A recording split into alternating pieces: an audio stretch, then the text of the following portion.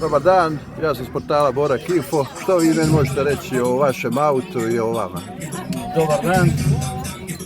O meni mogu da kažem da sam ja Željko Knežević, oldtimerista iz Nikšića, inače član kluba Oldtimer Montenegro. Došao sam na skup oldtimera Opela u Imotskome, Širokom Brijegu i mogu vam reći da sam veoma zadovoljan sa tim.